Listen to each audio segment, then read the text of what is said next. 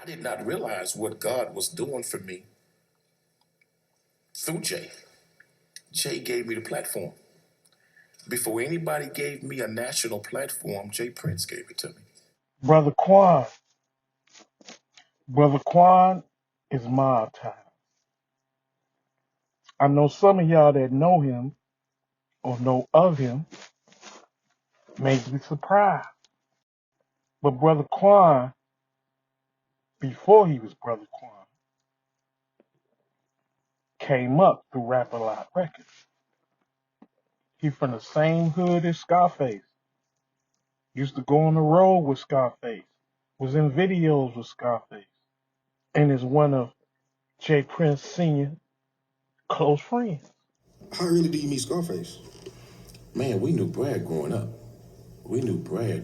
Man. You know, Brad was another cat that's in the neighborhood. You with me? And Brad, he wasn't doing as much dirt as we was doing, you know. But we knew Brad from the neighborhood. We all grew up off of Hunkler, Holloway right there, Hunk. It's my brother Quanell X from the Nation of Islam, Mosque number 45. So don't be surprised that he'll cover for Rap-A-Lot and he'll defend them by any means necessary. Because Jay Prince gave him his first start, his first platform to speak to an audience. And that's where his loyalty lies, with Jay Prince and Mob Time. Jay Prince was the first man to tell me that I would be successful and how it would happen. I had no clue. What is he telling you? First, before we do that, when you go over there, what is your role and what are the things you bring to the table? It wasn't planned. I just happened to go with Scarface up to Rap-A-Lot. They was on an interview with some Source magazine, and they was jumping on they were jumping on the Ghetto Boys about some of their lyrics, and so they were condemning them about their lyrics. And I just started answering the questions for them. I was just teaching. You know, you blame the black man for this, but you don't point the white man as direct involvement. You blame the white man, but you don't blame Arnold Schwarzenegger when he make a movie killing everybody. That kind of thing. But remember, these gangsters you're talking about, they grew up watching the white mafia. They grew up watching the white syndicate. They grew up emulating and using rap names of white mafia groups.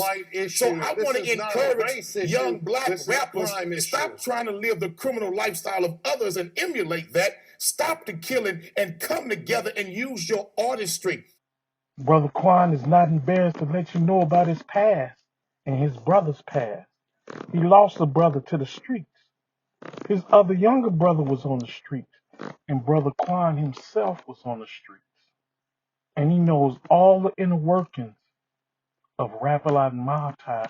So don't be fooled by the work that he does now. Because he's an asset to the movement. Very, very important asset. As you can see, he's on television, on the news.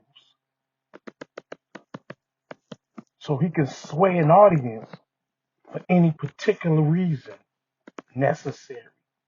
A lot of rappers are dying all over America, and these rappers are promoting the beefs of killing between themselves and one another. And when they do die, a lot of the rappers are promoting it on Instagram, social media, and furthering the killing of one another. Don't never put me in no position where, I have to defend me, and that wouldn't be healthy for you. And, I have to say that. But it's $1 million worth of game. You know what I mean? It's $1 million worth of game, and I'm going to give it to him right on $1 million worth of game, because I ain't going to throw rocks and hide my hand. I'm going to just let it be known. And wind up dead and murdered in cold blood. Puts a black eye on the city. But what I do want to say is that I believe that the killer of this brother Takeoff, will be dealt with sufficiently and adequately. And I believe that justice will be served. But we have a bigger issue that we're not dealing with here. Brother Quan is right. It is a bigger problem that they're not addressing, and it is Jay Prince Sr. These people are under his supervision, and I can guarantee you, if Jay Prince Sr. would have said, nobody is going to touch one of those Migos, Takeoff will still be alive today. And I'll never forget, I was sitting with him like we sitting here. And we was having dinner at his grandmother's house, him and I.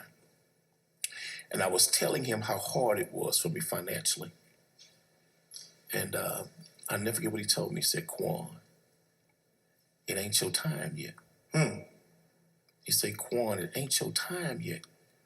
But keep doing what you're doing, and your time will come. He said, pressure busts pipes. Keep applying pressure. And brother, you'll be rich one day.